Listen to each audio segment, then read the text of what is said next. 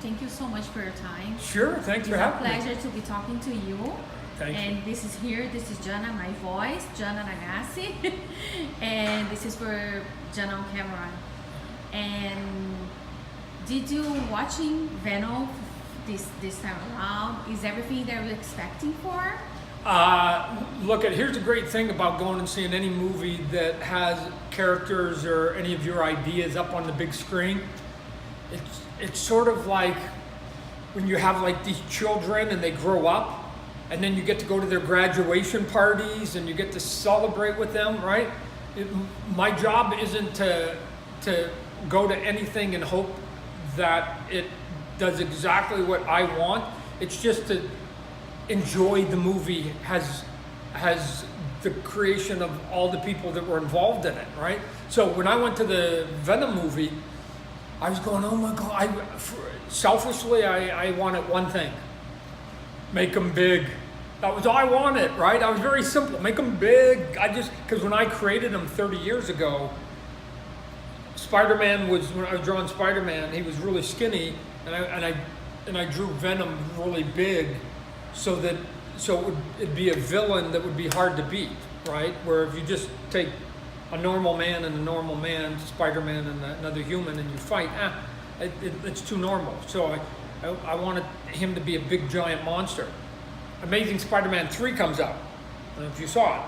Yes, I did. But he didn't get big, and I was like, oh come on, get big. I wanted him to start to grow as the costume was coming up. I wanted him to grow. And in this movie, the one that Ruben directed and Sony put out, that literally they just swallow Tom Hardy, right? The Venom character is giant up on screen, and I'm like, nobody was paying attention, but I was in the theater going, oh, that's how big I drew him, that's cool. So I had a good time with that.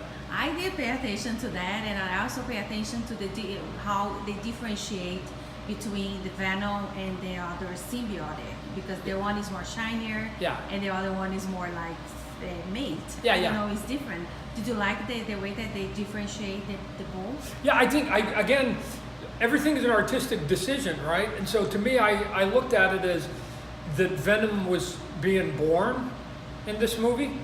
And so of course he's gonna be all sort of slimy and shiny, right? I have 3 children, and I was there at the birth of all 3 of them. I gotta tell you, all 3 of them came out kind of slimy, right? So cute as they were, they came out slimy. So it'd be interesting as to whether in the future, whether they keep it or whether then some of the shine will go off it and they'll shift it, because the teeth are always gonna be wet. Because again, we just have saliva. The eyes are gonna be sort of wet just because again of the nature of it. And then what they do in parts 2, 3, and 4, although there's no official announcement, but they made $1 billion globally, so I assume they're gonna make more, and if not, I'll take the rights and we'll go and do some. But you're gonna see now, again, they teased us at the end of that movie with Carnage and with Woody Harrelson, right? So we'll get to see both Venom and Carnage, which I think is perfect. If you were to ask me, who would you put in the next movie? Carnage. And so they're gonna do it. And then Tom Hardy and Woody Harrelson are gonna be acting together, which is gonna be good for us adults that just go, oh my God, look at these 2 good actors up on screen. So I think Venom 2 can even be even more huge than whatever the success was of Venom #1, which already I think took people by surprise at how popular the character is. Yep. Yeah, so it's everything that we're expecting for. Yeah. So I really like it. I enjoy watching. I have fun watching, and I think they got the element, the ego talk, and it's like the split. I mean, again, the fun part is going to be that the character Eddie Brock and Venom are always going to be in conflict, right? Whether it's Eddie is being aggressive in the costume trying to pull him back, or whether the costume's being aggressive, i.e. Venom, and Eddie's going, whoa, we gotta pull back. Sometimes, the side stories of the characters are way more interesting than the actual fights themselves. And in this case, we got both. We got the big fun visuals that were there, but we also got the conflict of the Tom Hardy character with, Venom going, we can't do this. Yes, we can. Come on, we got work to do. It's going to get dirty we're going to just have to get dirty. You're going to have to go for the ride. You can ride those stories for decades now. They're going to be able to ride those stories for decades. And then they're going to come in with Carnage. We're going to go, oh my gosh. And then maybe someday they'll bring Spider-Man. And we'll go, oh my gosh, it's going to even get bigger. And the next thing you know, he's fighting Galactus. Oh my God. Like, Venom's going to be around a long time now, right? And the Venom verse is going to grow. And here's a good thing about them having so much success is that they've got the origin out of the way, which now means, which I think is cool, is that now that you go to a second movie, is you don't have to then spend time on creating Venom, because from minute one, Venom exists. And now you can do 2 hours and you can just go, oh, I'm going to watch a 2-hour Venom movie where, you know, whenever you do an origin story, doesn't matter whether it's comic books or not, then you have, you know, usually the first half of the movie is the setup. And then you sort of get to it, right? And this movie was the same, but now the next movie, we're going to get Carnage and 2 hours of Venom. Woo! Be good. They'll be good. And now let's talk a little bit about your directorial debut. It's Spawn? Yeah, how was that? How is that exciting? We're putting it together. We're getting the financing together.